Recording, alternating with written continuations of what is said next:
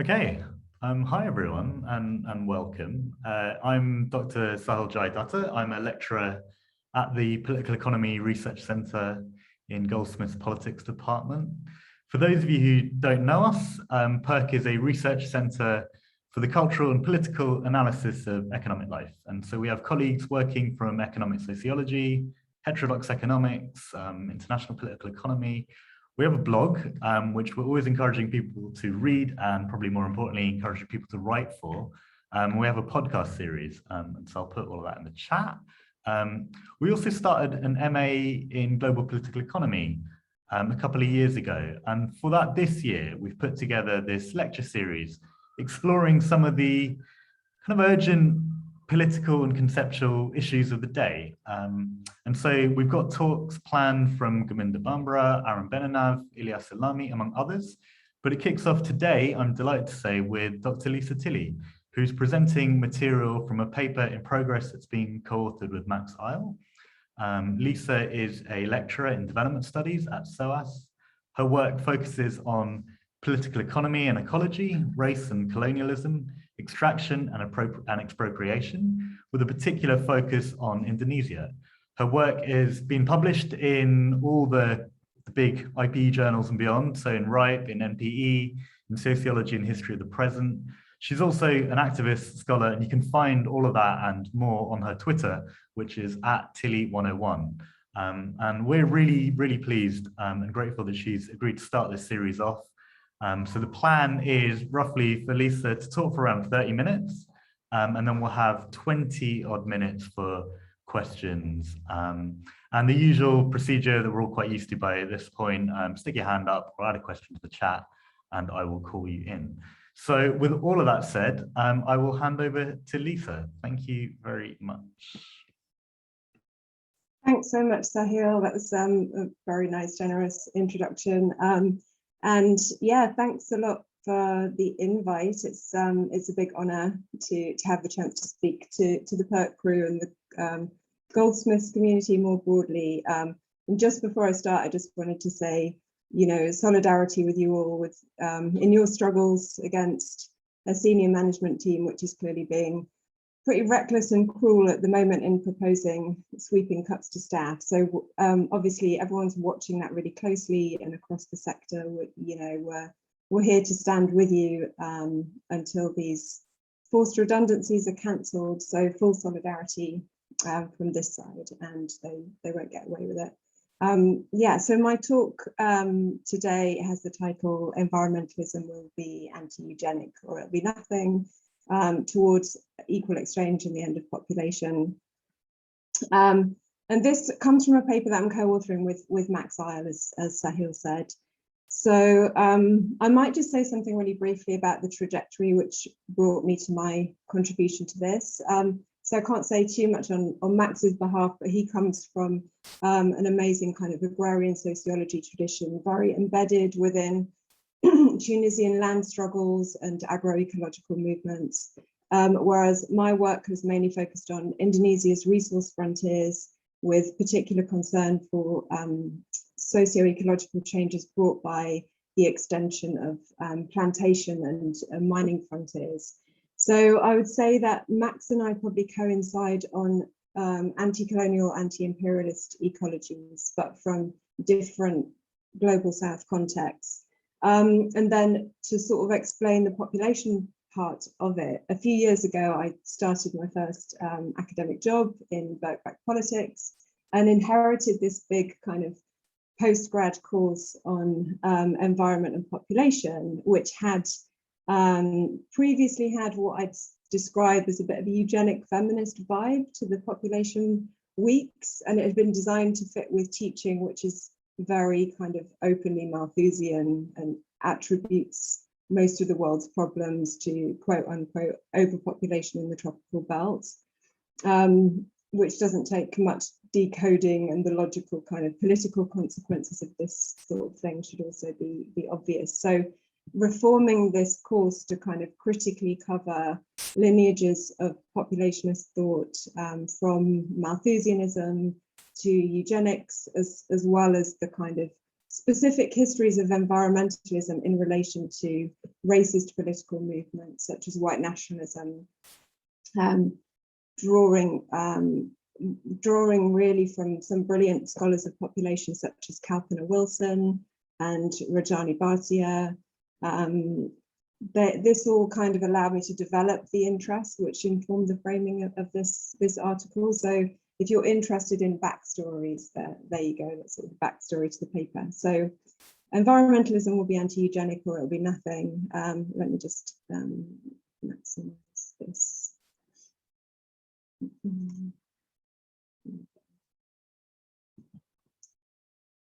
So in the paper, we touch a little bit on eco-fascist populationism, populationism being broadly kind of population control oriented ideologies.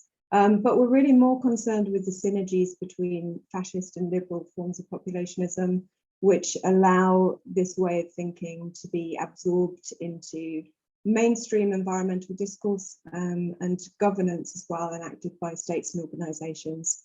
So we're pushing back very firmly against forms of populationism which encourage reproductive injustices, basically against Indigenous women and women of colour globally, increasingly in the present in the name of climate change mitigation. And our argument is that calls to intervene in both the bodily and social autonomy of racialized women at the very best form a distraction from ecological crisis itself, and at worst encourage violent forms of reproductive injustice in various forms of coercion. So instead, in the paper, we're asking for an honest reckoning with the root problem of ecologically unequal exchange as the system of global extraction, which enacts both environmental harm and reproductive injustice. So trying to tie these things together more through extractive processes and structures. And finally, we call for an anti-imperialist eco-socialist move towards equal exchange on a world scale to end the flow of undervalued resources from the South, as well as to limit the contaminating activities that these enable. And we stress that any kind of anti-imperialist eco-socialism needs to be attuned to the teachings of reproductive justice movements, and also needs to be resistant to creeping liberal eugenicism, as much as to the overt kind of eco-fascism, which has resurged and proved deadly in recent years. So that's the broad overview. And so there've been basically many moments in which the environment in various guises has been constructed as a core concern, with some form of populationism presented as the logical solution, going back at least to Malthus in the late 18th century. And these moments are generally less connected to real ecological crises than they are to imperialist political pressures or motivations. And in the paper, we start just a little bit later, and we follow a line from the white nationalist populationism of Garrett Hardin, which was foundational to contemporary environmental studies, through to the liberal environmentalist populationism of Partha Dasgupta, whose high-level work has been commissioned very recently by the UK Treasury. So first of all, I mean, just to say that we follow Michelle Murphy in her definition of population as a managerial noun. So one which prepares the ground for often coercive reproductive or immigration interventions in the name of ecology or economy. And that this whole idea of defining and circumscribing and scientifically, in scare quotes, managing populations developed through European colonial projects, especially in tandem with the beginning of the British Empire in the early 20th century.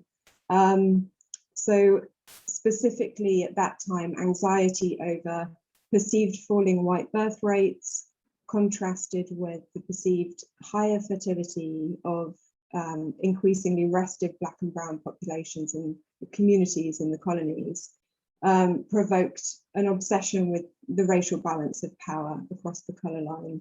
as something to be scientifically measured and kept in check. And at this point, the techniques of the natural sciences are imported into the social sciences and become embedded into scientific approaches to demographic transition. And basically, the technologies of population measurement crafted in the service of colonial projects remain pretty baked into the discipline of demography. So by the time the environmental studies sort of in its disciplinary form is being established in the mid-20th century, movements in the third world are seeking to assert control over resources by means of more meaningful sovereignty, really limiting the extraction of cheap resources to the old metropoles. So by 1968, in parallel to this, you have the publication of The Tragedy of the Commons. So still one of the most cited texts in environmental studies, with a title which is, you know, now of kind of cliched household recognition, just trips off the tongue. Tragedy of the Commons was written by open and proud white nationalist Garrett Hardin. And if you ever read it, it's pretty, you know, stomach churning. He talks about population control in sentences such as freedom to breed will bring ruin to all. And then by 1974, he'd published another pretty cold-blooded essay entitled Lifeboat Ethics, which advocates for the abandonment of the populous poor to save the rich white few in a planetary lifeboat, a limited lifeboat.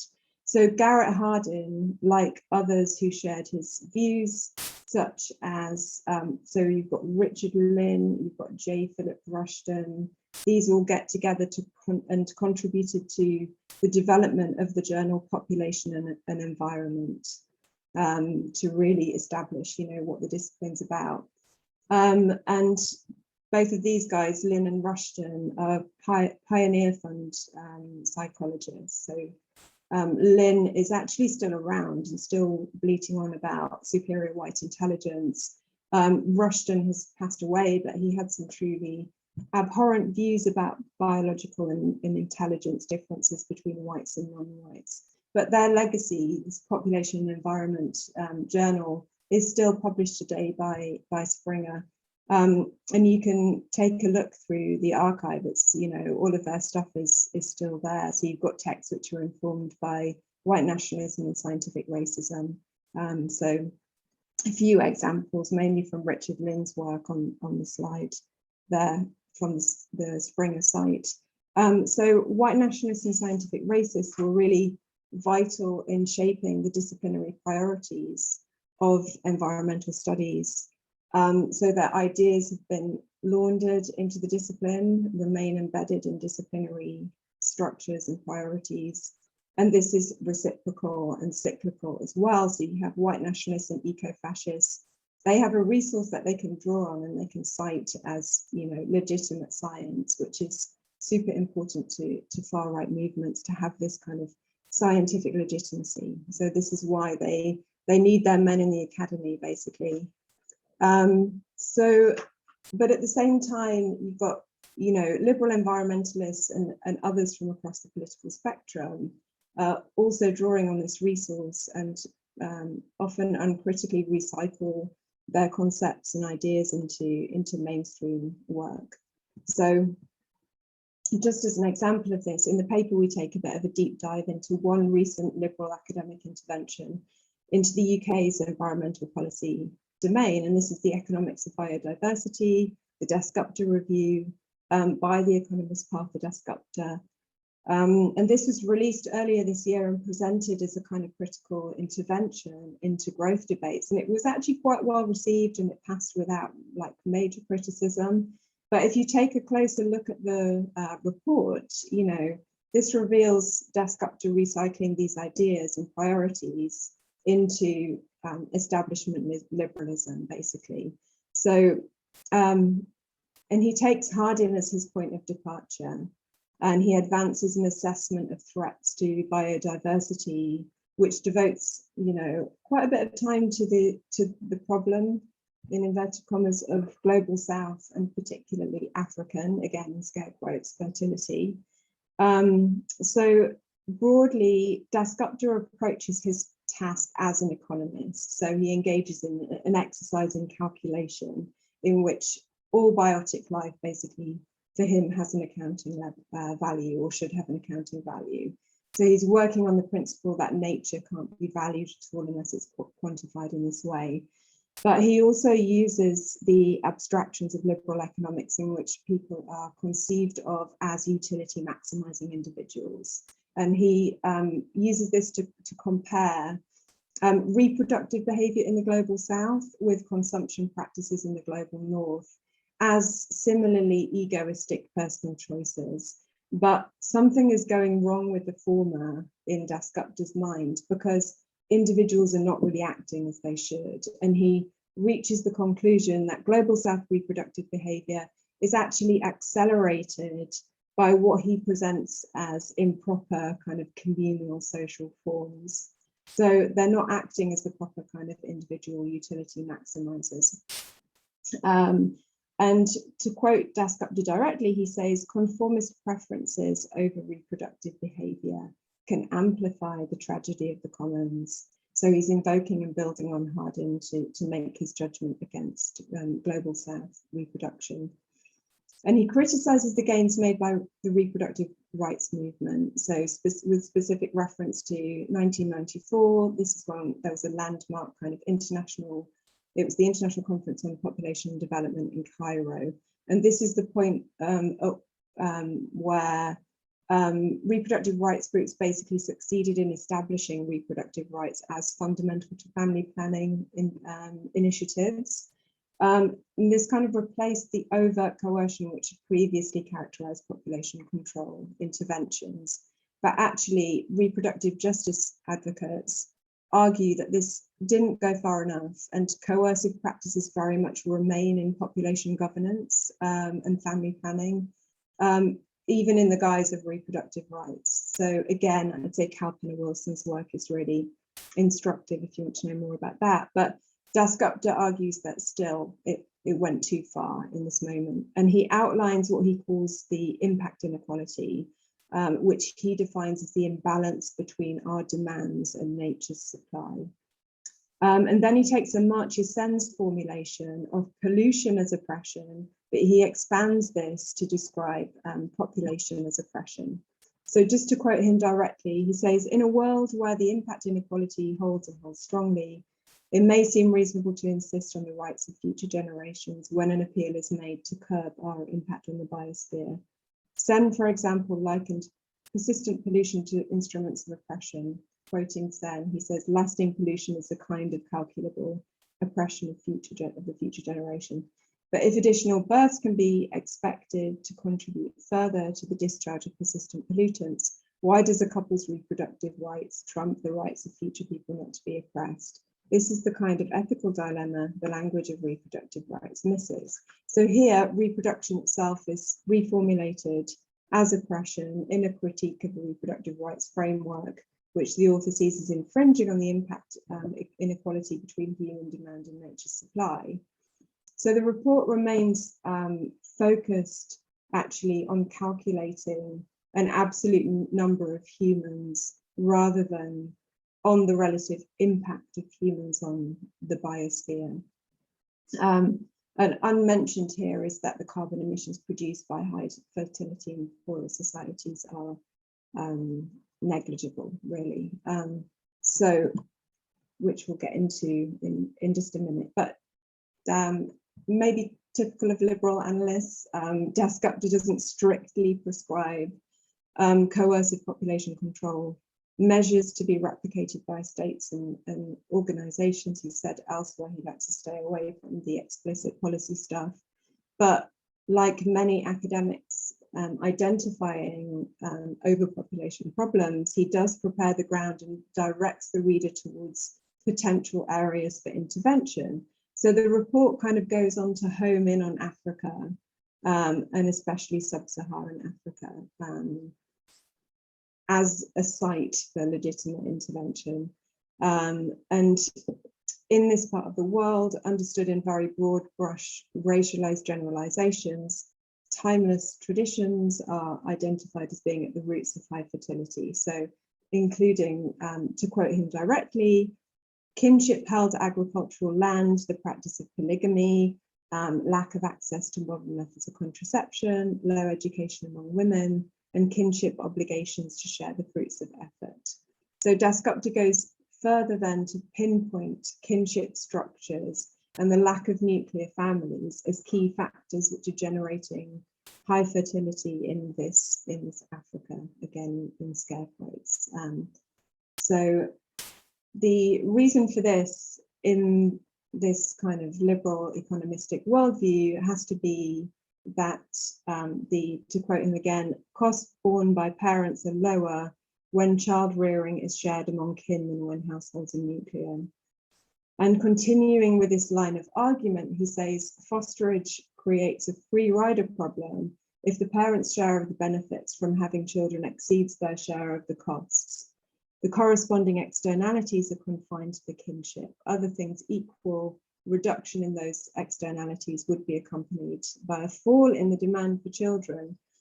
So behind this mention, kind of dressed up in the language of externalities, is the suggestion that interventions should go far beyond contraceptive programs to actually restructuring kinship-based societies. So if such communities can be steered towards more individuated and nuclear family centered, so i.e. properly patriarchal ways of being and organizing themselves, then parents would have to take sole responsibility for their own biological children, eliminating the free rider problem that communal support structures supposedly create.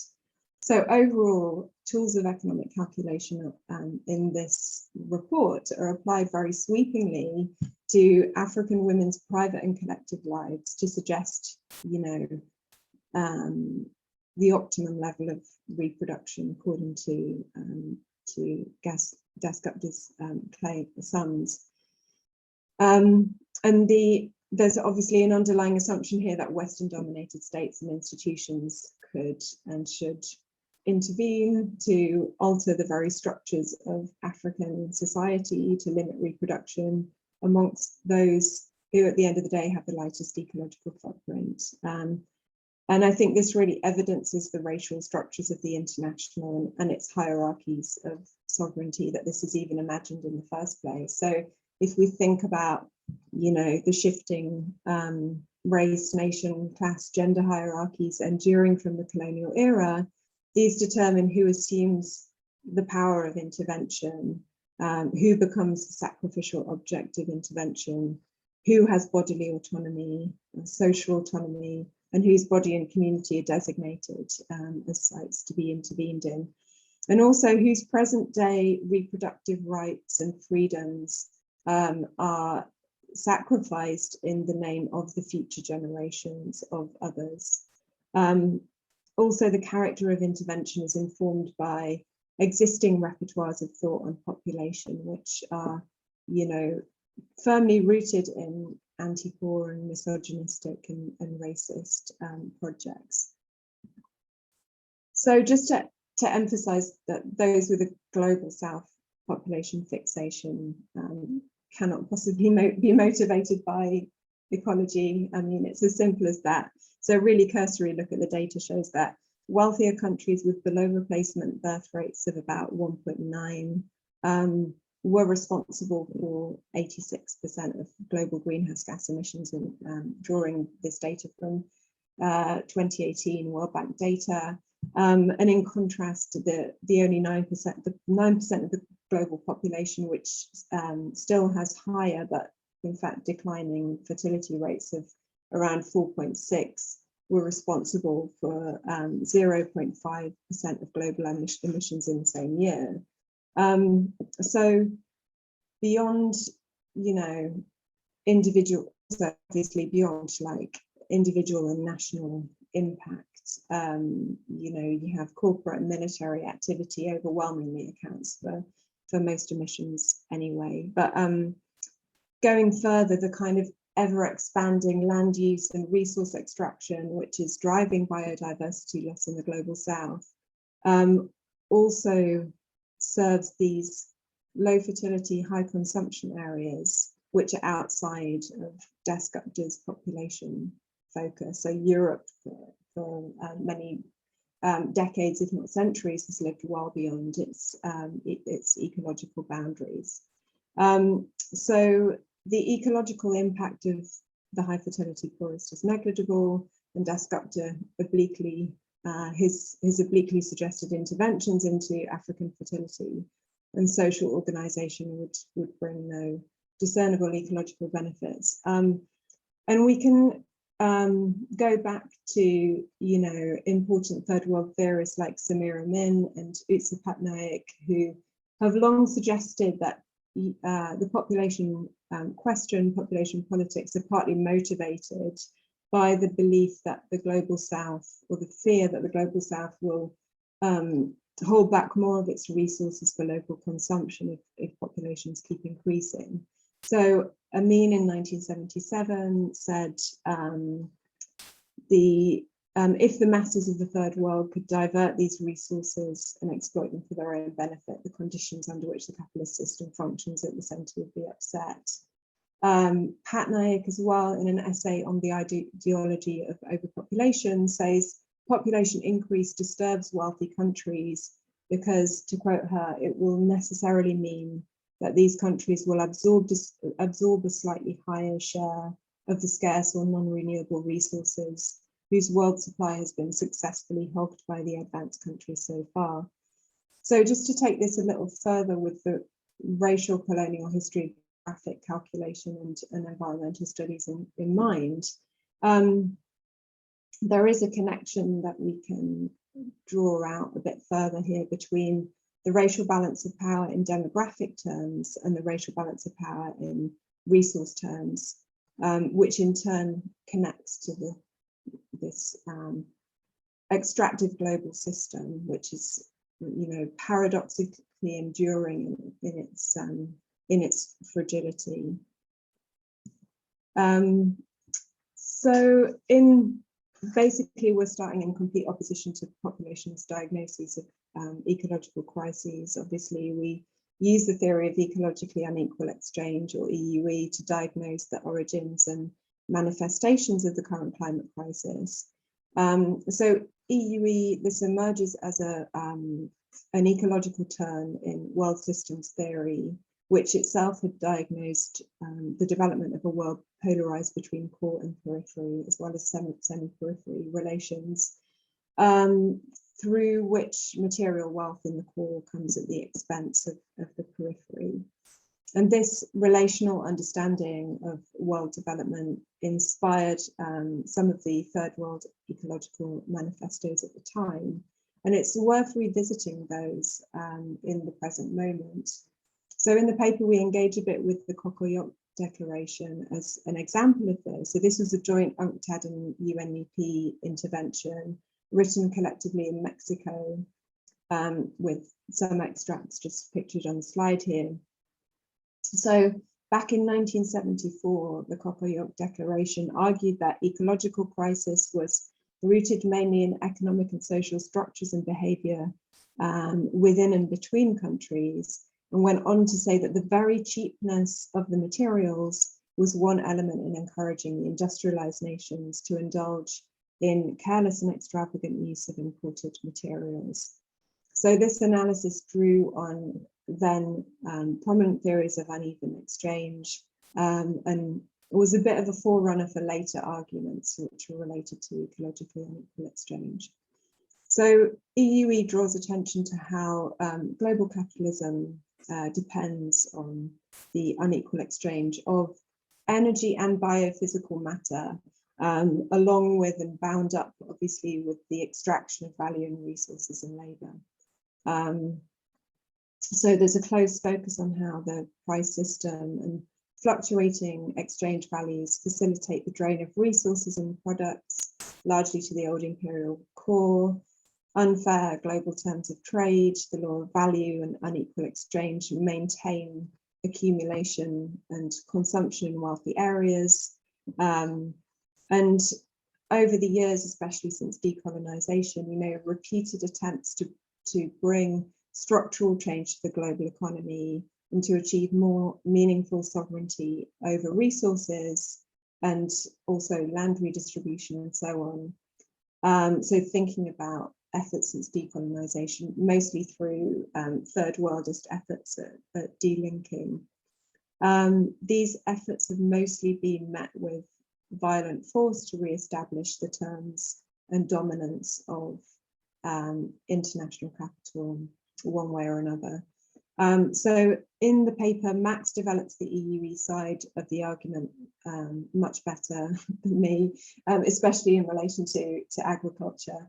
But basically, you know, we're saying extraction fuel development in the north means human and ecological degradation in the south, as well as the north's overwhelming enclosure of the atmospheric commons and the north's disproportionate contribution to climate change as well. So just to pull all of this together and come to a close. So, you know, when Fanon said Europe is literally the creation of the third world, he alluded to the colonial processes of extraction of stolen or grossly undervalued material and labour value from south to north. And here we extend this further by engaging with EUE theory to show how this structural basis of the world economy has also enabled ecologically disastrous cheap consumption in the global north and driven the north's enclosure of the atmospheric commons. And without the constant flow of cheap energy and biophysical matter, and without the product of embodied racialized labor since the colonial era, the concentrated excess of planet choking activities in the north would simply not be possible.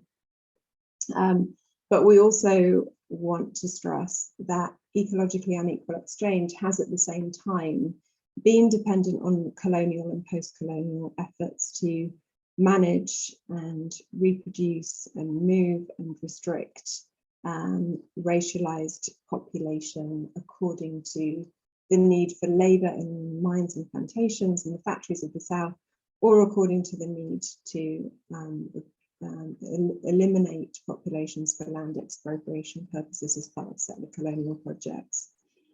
So, you know, we say the population management concerns of colonial ideologues, especially in relation to maintaining the racial balance of power across the colour line, have survived into the present. They're embedded in disciplinary structures. They're adapted and reinvigorated in growing white nationalist and eco-fascist movements. And there's, you know, there's never really been, well, there never has been a firewall between far right and liberal discourse. They feed off each other. And as environmental studies emerged, you know, white nationalists like Garrett Hardin had the chance to launder their priorities with ease into the mainstream.